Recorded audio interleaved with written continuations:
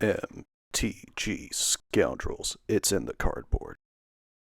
Ladies and gentlemen, scoundrels of all ages, welcome back to another episode of Modern Weekly. Today on the docket, we have Izzet Affinity versus Eldrazi Ramp.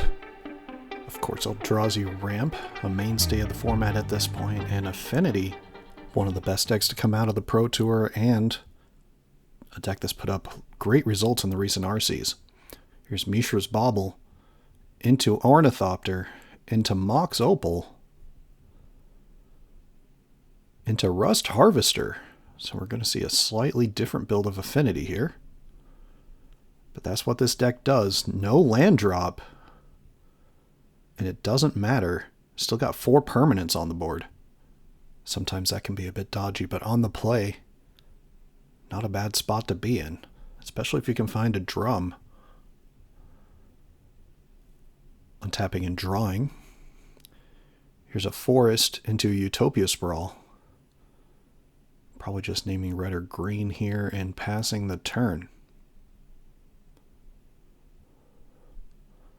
Bubble's going to get cracked. Look at the top card of the ramp player. Drawing a card. And then drawing a card for turn.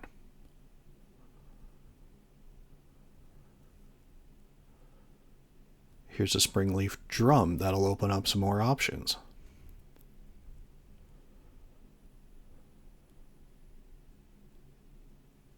Into another Rust Harvester.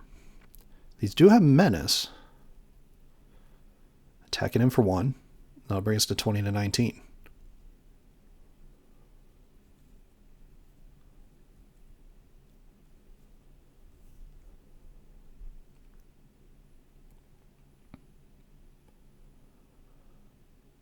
Tap Stomping Ground and passing, not the greatest here. No play on turn 2 into this deck. It's a tough spot to be. Here's a Tormod's Crypt.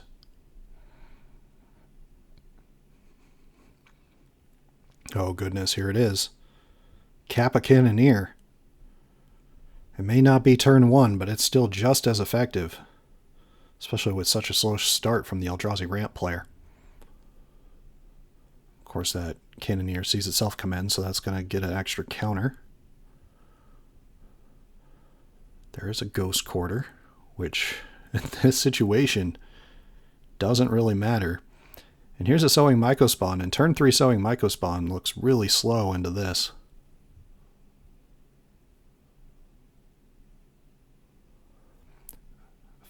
Finding some colorless source. Probably a little too late.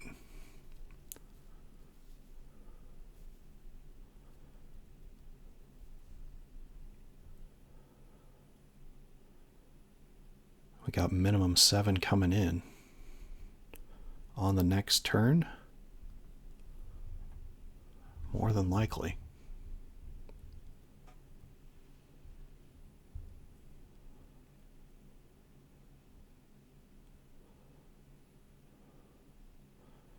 And passing.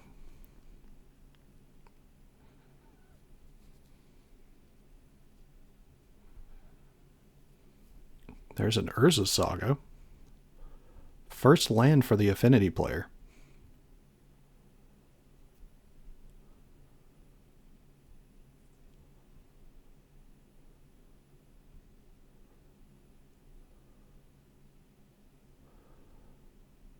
Okay, follow up Kappa Cannoneer.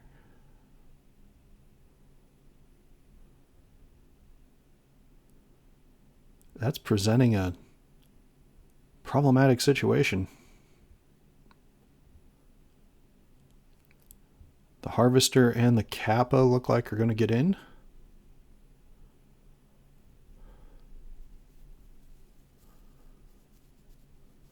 Can't even block that, unfortunately, thanks to Menace.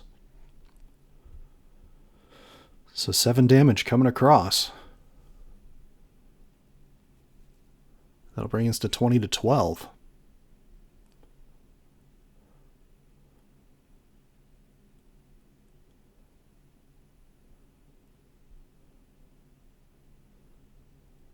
Ramp player figuring out what can they do. And scooping them up from there. Double Kappa will get there for the Affinity player. Thank you all so much for watching us here at MTG Scoundrels. If you enjoy our content, please like and subscribe. Be a friend, tell a friend. We appreciate all the support on our recent monologue videos, going over the formats. Of course, we know there's a lot of you that enjoy these gameplay videos as well. We appreciate all of you, and welcome to all the new subscribers. Moving into sideboards, you can definitely expect the Affinity player to bring in a bunch of consign to memory. And if they don't already have the playset of Metallic Rebuke in the main, they definitely are bringing in a couple extra out of the board, as that's one of their strongest interactive pieces. Now, the Eldrazi Ramp player. There's 3 main cards that would come in here. Fade from History has turned out to be one of the best sideboard cards in this matchup, as it single-handedly deals with pretty much their entire board while leaving them with a 2/2, and usually only hits a talisman of yours. However, Meltdown is still here, at least in this case. And if there is a couple of copies of Kozilek's Return in the board, which I wouldn't be surprised, those could come in here. And probably the last piece you could see that a lot of these Eldrazi Ramps players are playing is Unholy Heat, being that you hit Delirium very quickly as a great card to bring in. And knocking off an early creature really slows Affinity down. Taking an artifact creature off the board can also make their Springleaf Drum a little useless. Moving on to our ads, thank you so much to our friends over at Arcane Artistry. They make beautiful food, clue, and treasure tokens in the stained glass style. Link to their Etsy is in the description below. And they've been featured over on EDH Hijinks as well as the Spike Feeders. So definitely check them out. And of course, check out our friends over at Grove Warden Games, a wonderful place to storm out. Link to their storefront in the description. They're wonderful hosts of our channel. And of course, check out artist of our channel, Sean Gerard. They make wonderful art for professional setting or personal setting. Definitely reach out to them. They are open to new projects. QR code on the screen to their Instagram, and their email is down in the description below. And last but not least, check out our socials. We are at MTG Scoundrels over on Blue Sky, Twitter, and Facebook. Of course, we are most active over on Blue Sky, so definitely give us a follow over there. We appreciate all of you and the growth of our channel. It's been crazy the past couple months. Let us know what your favorite deck in Modern is and how much you're loving the format right now in the description below. And here we are moving on to game number 2. Eldrazi Ramp will be on the play. And starting off with a Devourer of Destiny.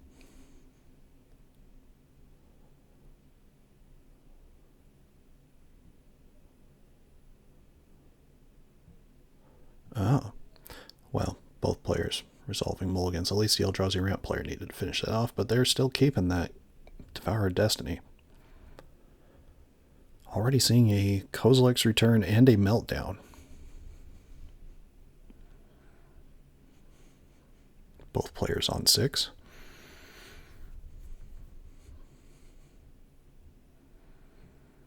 Some decent options there.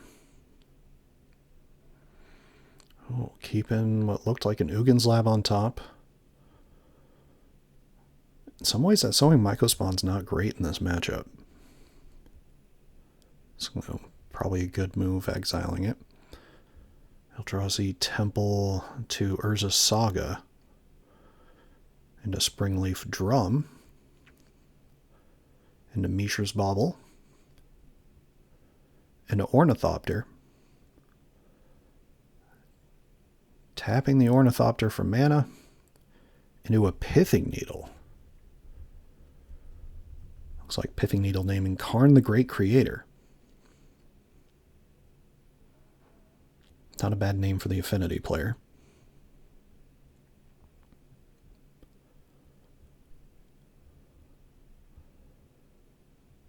Ugin's Labyrinth imprinting the Devourer we saw earlier. Here's a Talisman of Impulse. Talisman. Getting hit for a red to cast Meltdown for 1.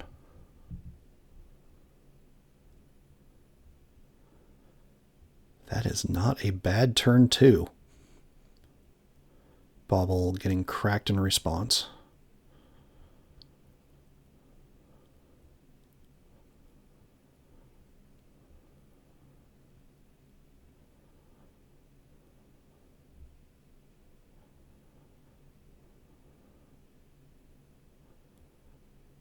Well, now let's see what the Affinity player does here. Meltdown on turn 2, not a bad start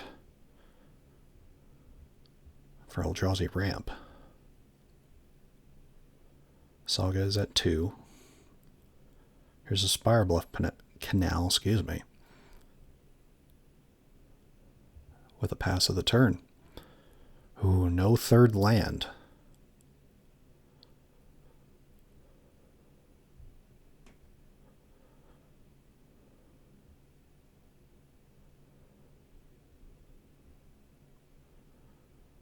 Saga floating a mana. Going searching.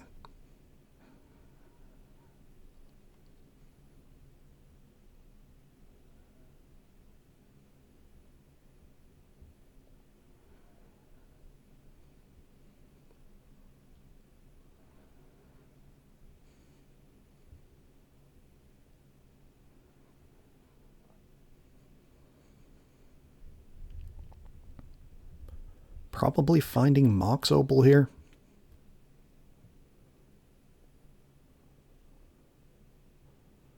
Just opens up so much of what you're doing. Grabbing Pithing Needle at this point doesn't really matter. Finding a Bauble. Alright, drawing some cards. Not a bad option.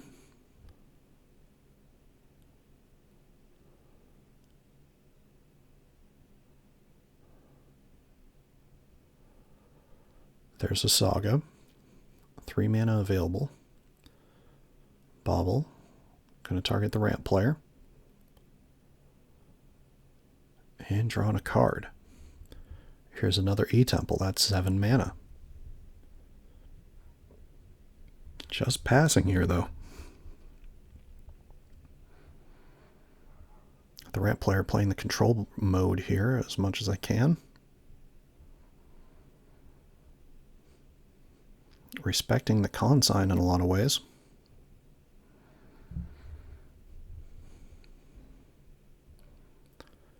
Eldrazi Ramp, casting the Talisman of Impulse.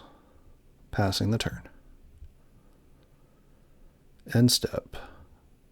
Urza Saga activating.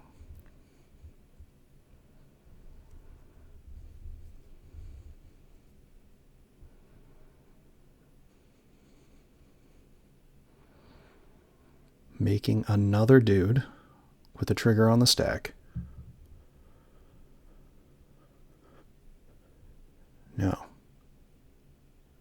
Now that the first trigger resolved and it's going to the search trigger. Looks like taking 1. And here is a Kozilek's return. Smart move. Now that trigger will resolve. So no Karnstructs on the battlefield. Can't let them get up to a 3/3 here.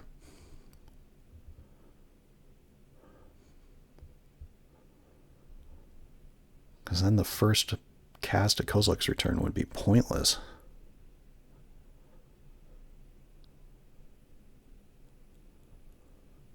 So we've seen Meltdown and we've seen Kozilek's return.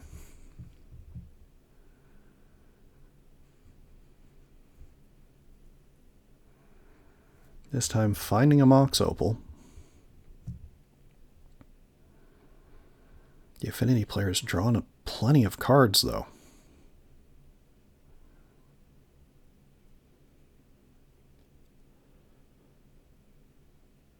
Still 5 cards in hand for the Affinity player.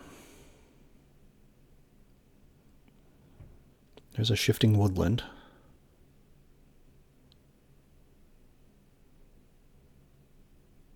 passing the turn.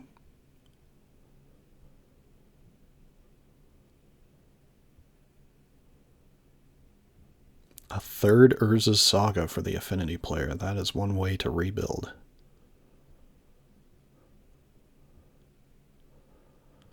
Pinnacle Emissary. That'll also do it. Getting warped in here. Springleaf Drum. That'll make a drone.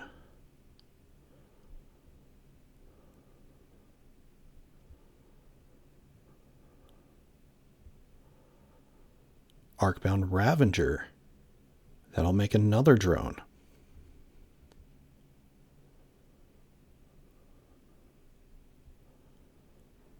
Sometimes these affinity lists will diversify their threats when it comes to sacrifice outlets.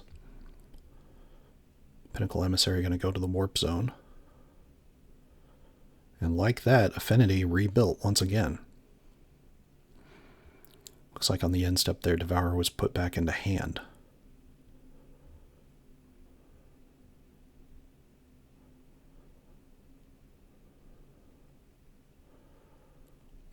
Seven mana. Devourer a Destiny. Triggering the Kozilek's Return. That's going to deal 5 damage. And there's only 4 artifacts that can get eaten here. So no matter what, that Arcbound Ravager is going to bite the bullet.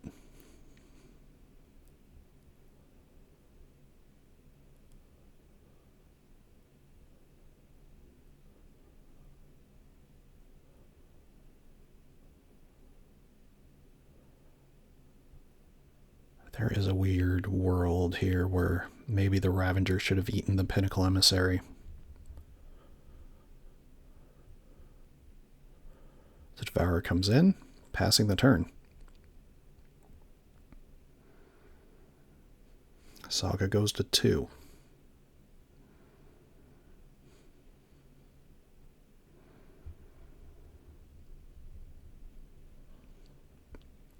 There's a Tormod's Crypt. Just one turn too late.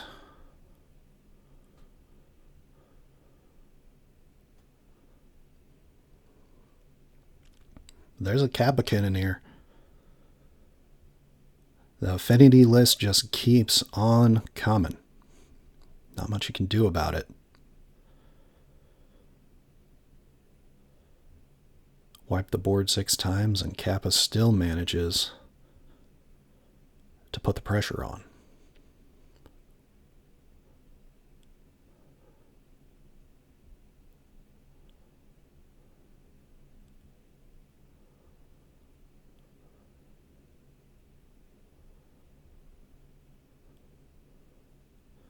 Looks like Uggin's Lab, no imprint.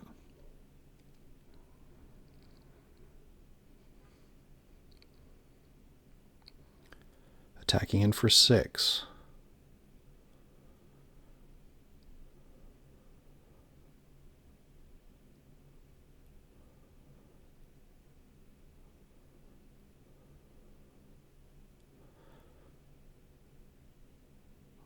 Well, there's a Devourer, but not enough mana to be able to pay a ward cost.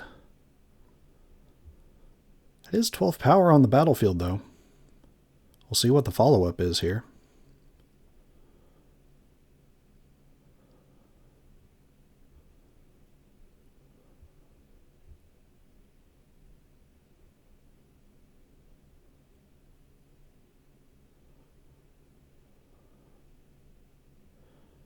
Floating a mana. Don't know why that says 5, but that's definitely 1 mana. Gonna go ahead and search.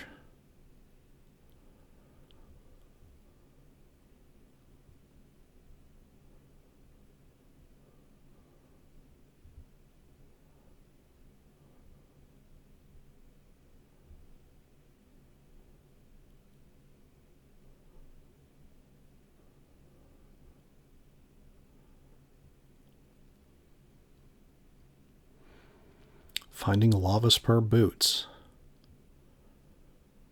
That'll put a counter on the Kappa.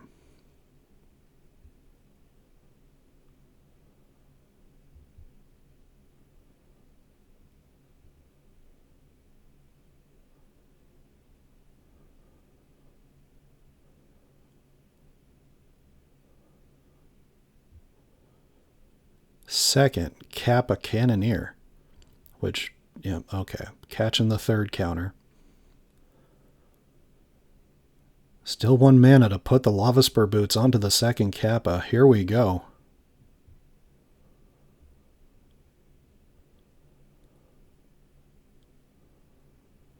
So we have a 7/7 and a 6/5.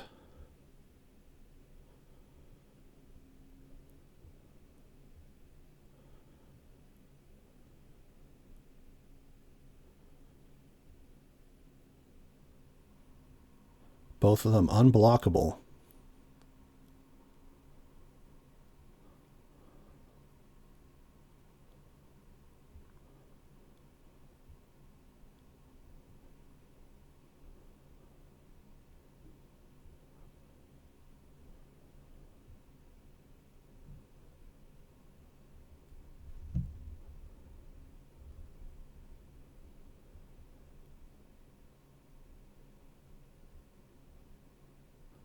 Attacking in. I'll bring us to 14/5. Untapping. What is the top deck? Oh, that might just do it. That is a fade from history.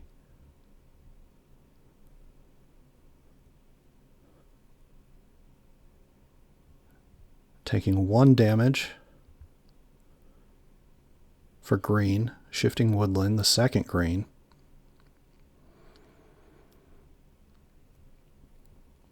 And there it is.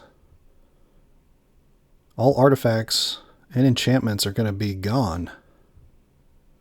And both players will get a 2/2 bear. That doesn't target. That gets rid of Kappa Cannoneer. Wow.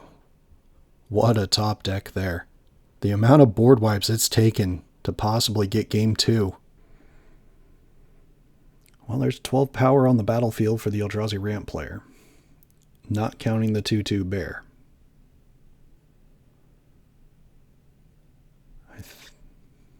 The Eldrazi Ramp player trying to figure out something to represent it with besides a die. Looks like just going to use a random clue token, I guess. Attacking in for 12. That'll bring it to 2/4. What a swing. Passing the turn. What does the Affinity player draw? A land and scoops it up. Game number 2 in dramatic fashion going to Eldrazi Ramp. Thank you all so much for watching us here at MTG Scoundrels. If you enjoy our content, please like and subscribe. Be a friend, tell a friend. Definitely come back for more dramatic Magic the Gathering modern action. We appreciate all of you. Thank you for tuning in. We'll be moving on to game 3 here shortly. All right, we are moving on to game number 3 here. Revealing Devourer Destiny. It's a pregame action.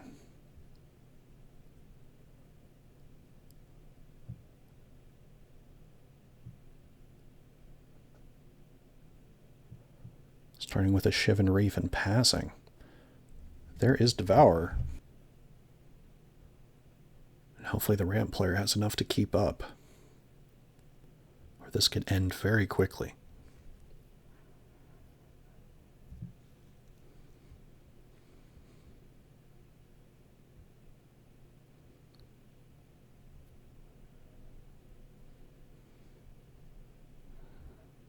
Must not like what they're looking at.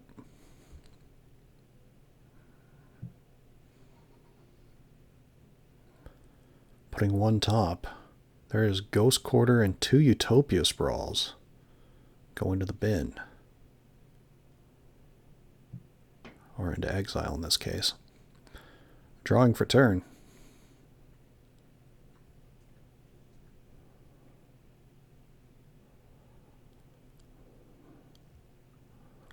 Tap Stomping Ground. Oh, goodness.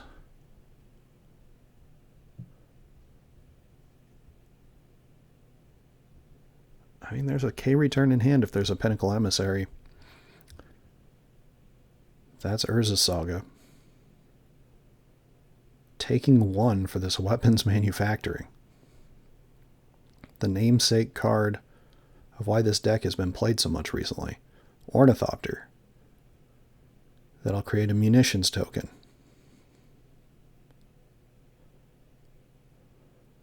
Tormod's Crypt. That'll create another munitions token.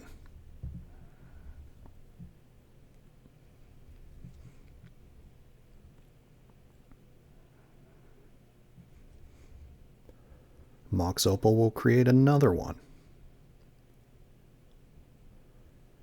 And like that, Affinity has an incredible board state.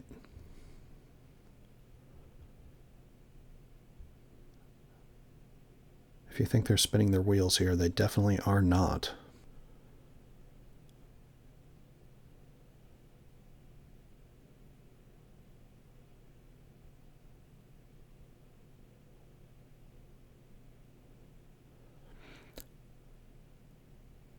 Sanctum of Ugin Pass.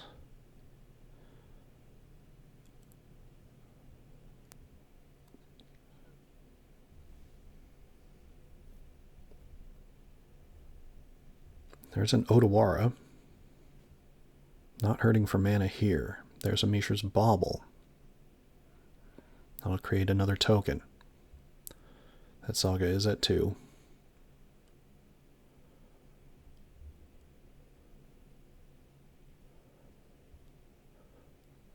Bauble will be cracked.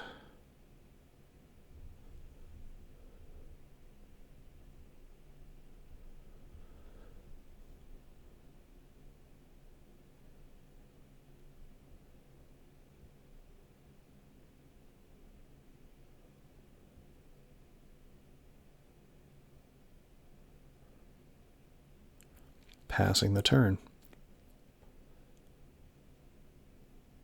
Ooh, missing the card draw off the Bauble?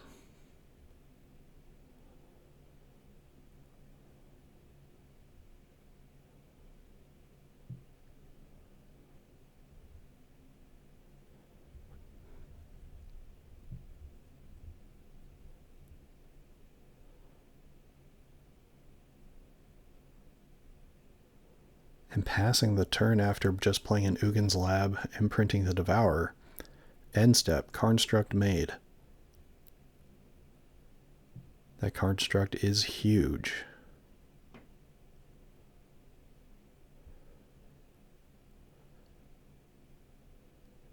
Currently a 9/9.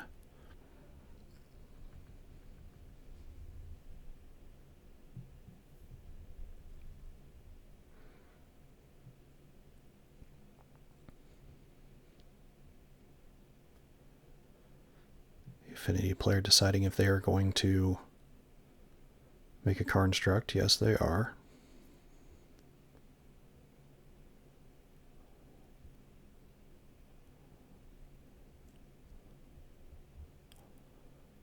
That construct now a 10/10.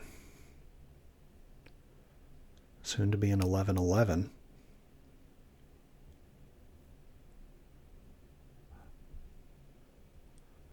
Depending on what's found here.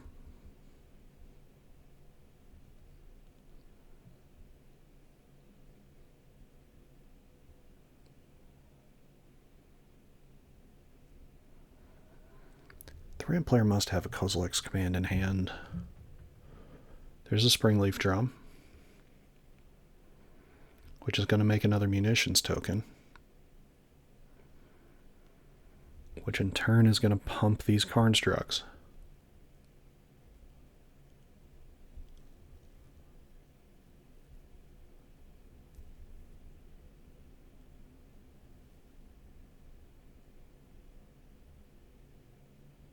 Both of them are 11/11s.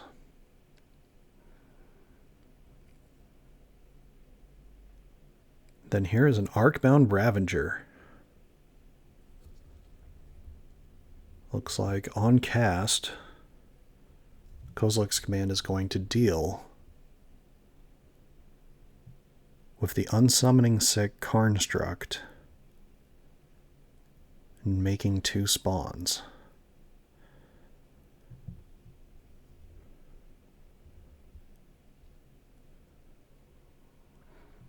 I guess there's a world where you decide to exile the Arcbound Ravager instead.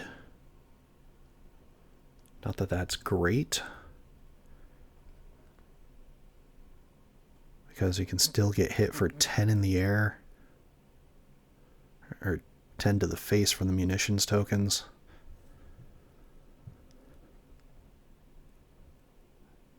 If not 12.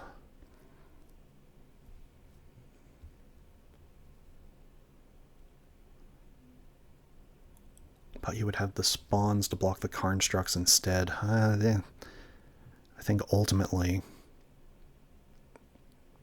the Ravager should have been the target.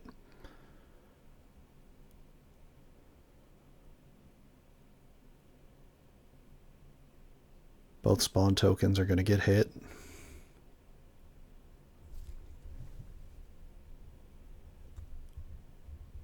Then, oh, can't attack in with that one.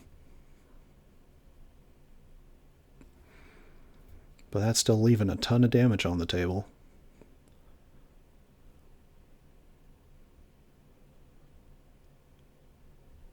Meltdown or bust here is what it looks like. Or fade from history. That's a Ghost Quarter. That's not going to do it.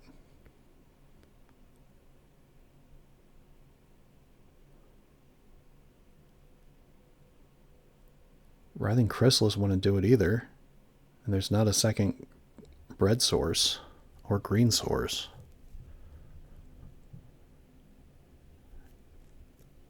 Oh, that's a Sowing Mycospawn. I don't think that's enough. That's also just only 5 mana.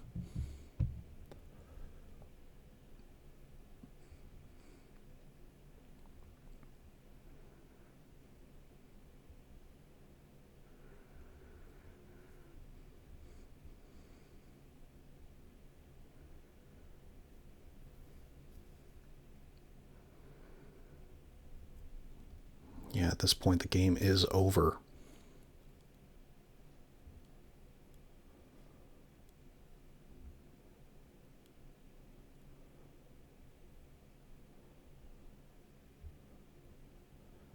I mean, you find an E-Temple, try to feign a Kozilek's command.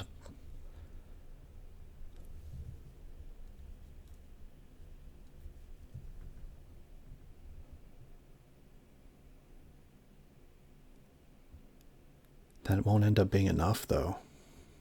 I mean, it really just shows the strength of this affinity list.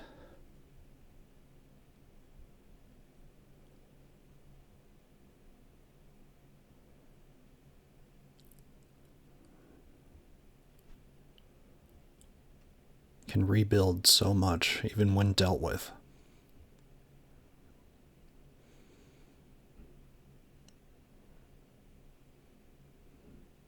Passing the turn. I mean, it's just about lethal on board.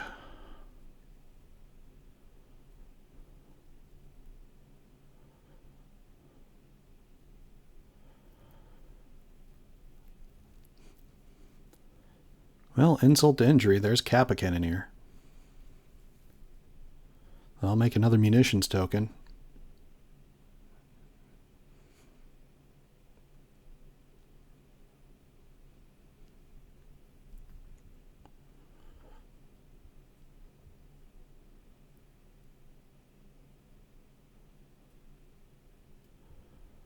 $12 artifacts currently.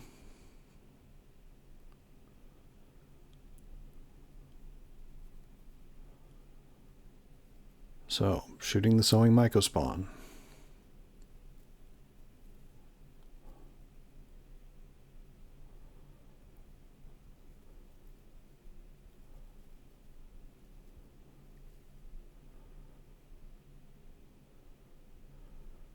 So there is 5 plus 1, 2, 3, 4, 5, 6, 9, 10.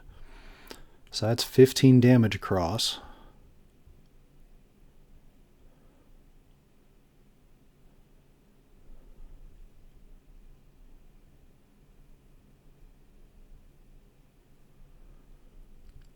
And then can do the final damage with the munitions tokens off of the Arcbound Ravager.